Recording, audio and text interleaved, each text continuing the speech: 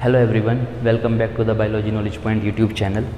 हमने 12th class का human reproduction chapter start कर रखा है। इसका मैंने एक लेक्चर ऑलरेडी अपलोड कर दिया है, तो आप जाके एक बार इंट्रोडक्शन ज़रूर देख लें इस चैप्टर का, कौन कौन से टॉपिक हम कवर करने वाले हैं। तो आज के इस लेक्चर में मैं आपको द मेल रिप्रोडक्टिव सिस्टम का एक फ्लो चार्ट और उसका मैकेनिज्म ऑफ एक्शन बताऊँगा, तो प्लीज़ आप ध्यान दें। आज के इस लेक्चर में हम पढ़ेंगे द मेल रिप्रोडक्टिव सिस्टम।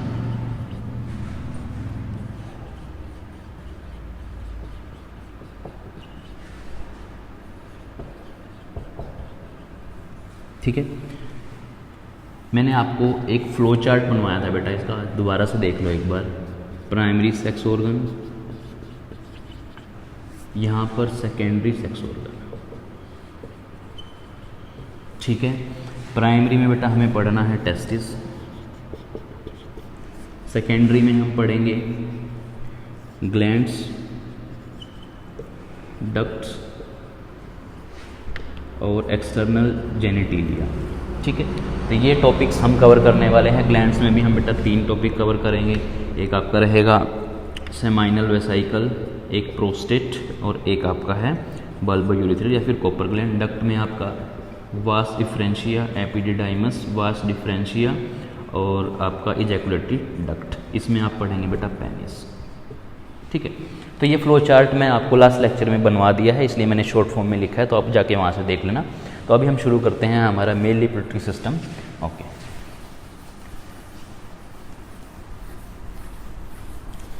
तो बेटा हम इस टॉपिक को बिल्कुल ज़ीरो से उठाते हैं। जब एक लड़का वॉर्म में होता है, मीन्स वो एम्ब्रियो की फॉर्म में है, मीन्स ठीक है, तो बिफोर बर्थ, बर्थ से पहले, ठीक, जो टेस्टिस होते हैं बेटा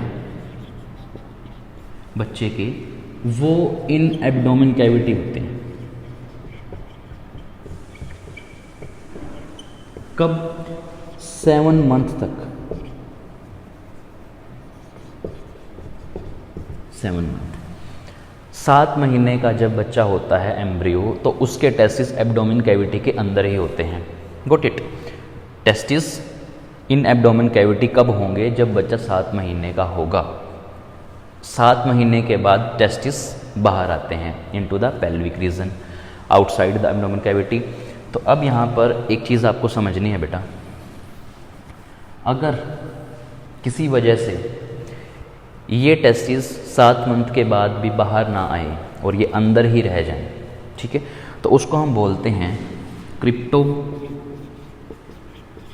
ऑर्काइडिज्म। क्रिप्टो ऑर्काइडिज्म, ठीक है, ये एक टर्म है, जल्दी से इसको लिखो फटाफट। ठीक है, ये क्रिप्टो ऑर्काइडिज्म क्या है? टेस्टिस जब एब्डोमेन कैविटी के अंदर ही रहते हैं, बाहर नहीं आते, उसको हम क्रिप्टो ऑर्काइडिज्म बोलते हैं।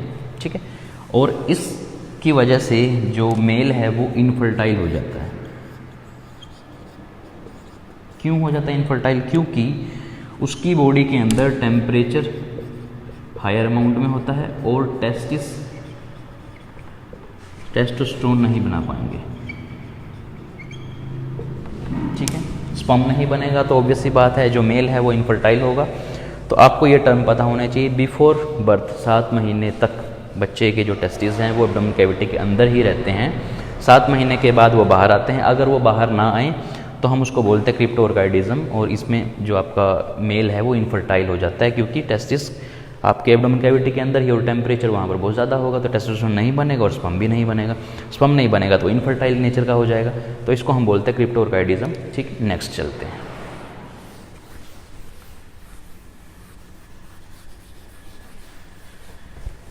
अभी आप देखो ध्यान से,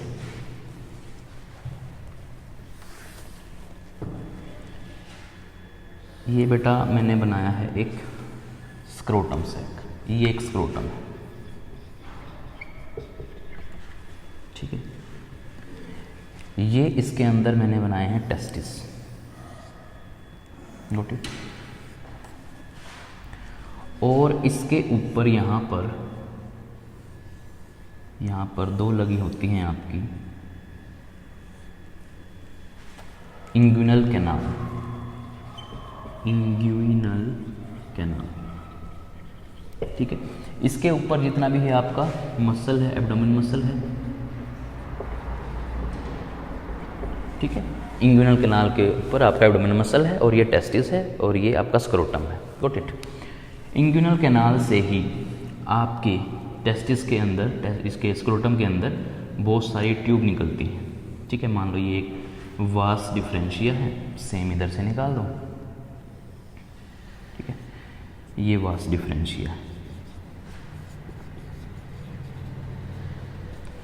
यहीं से बेटा आपकी नर्व्स भी होके आएंगी, यहीं से ये नर्व्स हैं,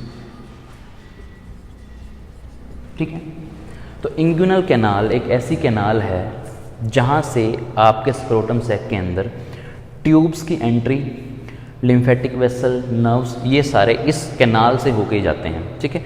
और जहाँ पर ये इतनी सारी कैनाल इकट्ठी हो जाती हैं, कैनाल कह रहा हूँ, इतनी सारी ये नर्व्स, लिम्फेटिक वेसल्स, वास डिफरेंशिया, ट्यूब, डक्ट सारी इकट्ठी हो जाती है, इसको फिर आप बोल देते हैं, एक नाम देंगे स्पर्मेटिक कॉर्ड, स्पर्मेटिक कॉर्ड, ठीक है।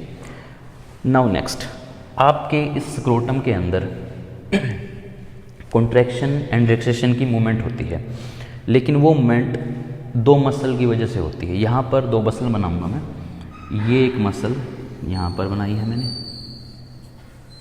ये मसल जो आउटर में बनाई है मैंने, आउटर साइड में मसल, इसको आप बोलते हैं क्रीमेस्टर मसल, ठीक है।